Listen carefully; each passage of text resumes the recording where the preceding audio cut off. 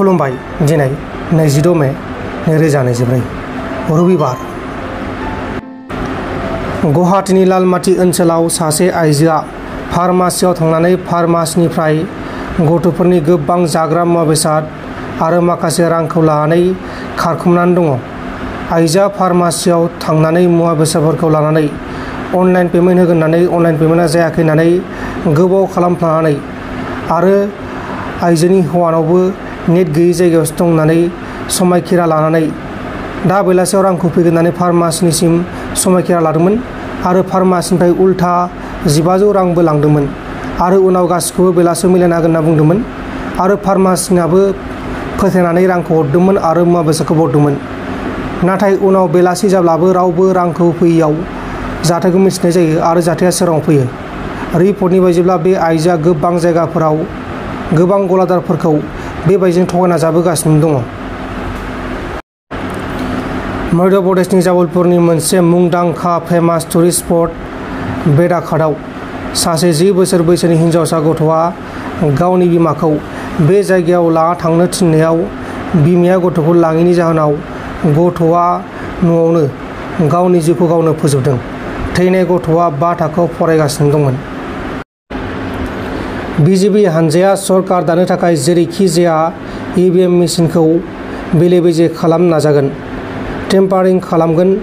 जेराव बिजेपि हानजाया जेनगोन बे जायगायाव टेम्पारिं खालामगोन होननानै अमर सिंह ब्रह्मआ बुंदों। जों बेखौ गोरलैयै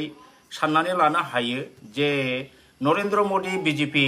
जेनाखि पार्टी बिथांमोनहा जिहेतुके बिराद धनी पार्टी इलेक्टरेल बर्डनि दारै लाख लाख कौटि थाखा बिथांमोनाव दंखायो। दा बिसोरो जुदि 220 बा 250 जन देरहायोब्ला गुबुन पार्टी जेनाखि आदार्स पार्टीनिफ्राय बिथांमोनहा एमपिफोरखौ बायनानै एलायन्स गभर्नमेन्ट दानायखौ बिथांमोनहा निश्चय नाजागोन, जों बेखौ नुनो मोनदों। आरो बेबो मोनसे खोथा जादों जे दानि इलेक्शन कमिशनार अफ इन्डिया बिथाङा जेनाखि टार्न आउटनि जे डाटा होदों दा बुंगासिनो दङ। दा बे बिसया बे आयदाया खिन्थु सिन्था खालामनो गोनां। जे जायगायाव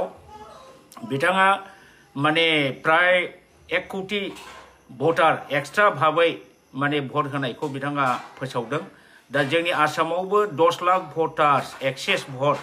ओंखारनाय नुनो मोनदों। जे भटनि जोबनायनि उनाव पलिं एजेन्टफोरनो जेनाखि पार्सेन्टेज प्रेसिडिं अफिसारफ्रा लिरनानै हरदों बिनि उपरन्सि 10 लाख भटारा दा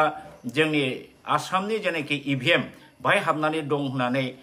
खबराव जों मोनगासिनो दं। दा बेफोर बाथ्राफ्रा जोंनि थाखाय एसे सिन्था खालामनो बिसय। दा बेयो मोनसे प्रुफ जानो थांगासिनो दं जे बिजेपिआ गमामायै ईवीएमखौ मेनिपुलेट खालामो, टेम्पारिं खालामनाय खायदाया बिसिनाव दङ आरो बे टेकनिकखौ बिथांमोनहा अलरेडि भटनि बहुत बोसोर आगोलनिफ्रायनो रेडि जाखानायखायनो बिथांमोनहा हयथ' बुङो आपकी बार 700 पार। बे डायलग जे होदों बिराद इजिलि बे होनायनि सिङाव दं बिथांमोनहा बिराद गिदिर मोनसे षड़यन्त्र आरो बे षड़यन्त्रनि दारै बिथांमोनहा हयथ' कनफिडेन्ट जाबाय जे बिसोरो 400 जनखौ देरहाहोगोन। दा नाथाय जोङो प्रेक्टिकेलाव ग्रासरुट लेभेलनि रिपर्टफोरखौ नायोब्ला बिसोर 220 निफ्राय 240 नि बारा बारनो नाङा। किन्तु ईवीएम बा भिभिपेटखौ बिथांमोनहा मेनिपुलेट खालामनानै हयथ' बिनि बाराबो थांनो हागौ, 272 नि बाराबो मोननो हागौ। अब्ला जोङो बुंनांगोन बियो बिजेपिनि सिङावनि बे मोनसे जेनाखि टेम्पारिं खालामनानै ईवीएमखौ गावसिनि पलिया रिजाल्ट होनानै देरहानाय बे रोखोमखौ जों माने साननानै लानो हायो। दा बिजेपिया गोदो गोदायनिफ्रायनो जों खोनाबाय थाखायो गोबां ईवीएमखौबो बिसोरो चेन्ज खालामो आरो गोबां थांनाय बारनि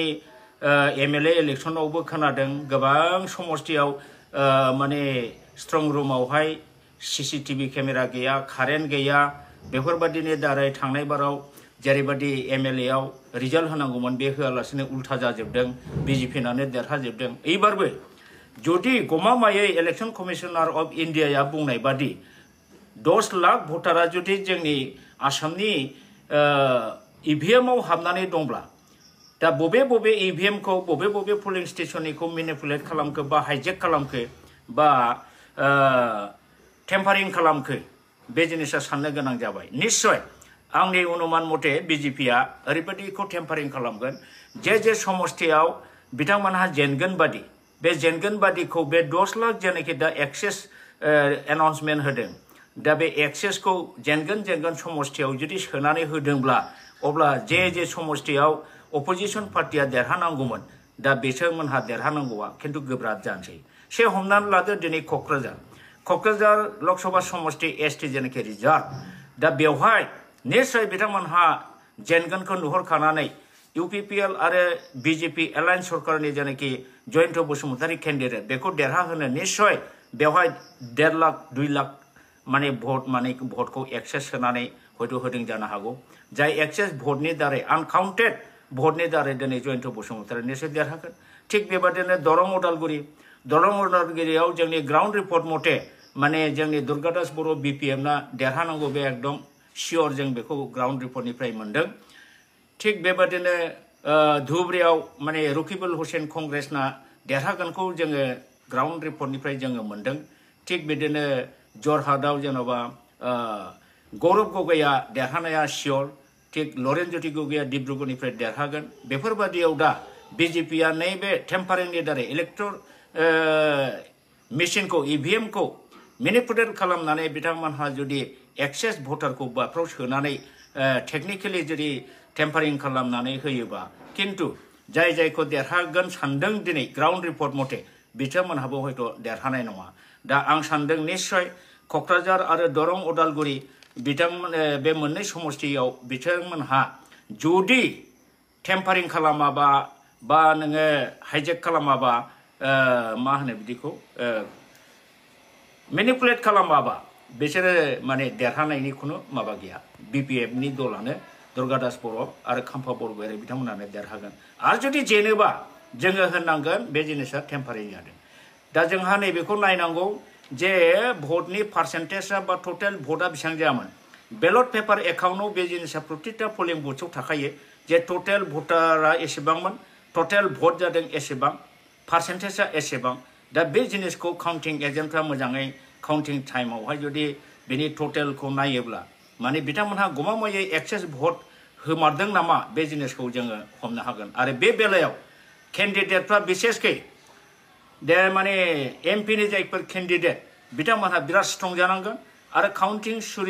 जुरिजेननायनिफ्राय जोबजासे बिथांमोनहा लागातार नांथाबनांगोन आनरेस्ट भाबै बिथांमोनहा प्रतिटा पोलिं सेन्टारनि टटेल भटआ बेसेबां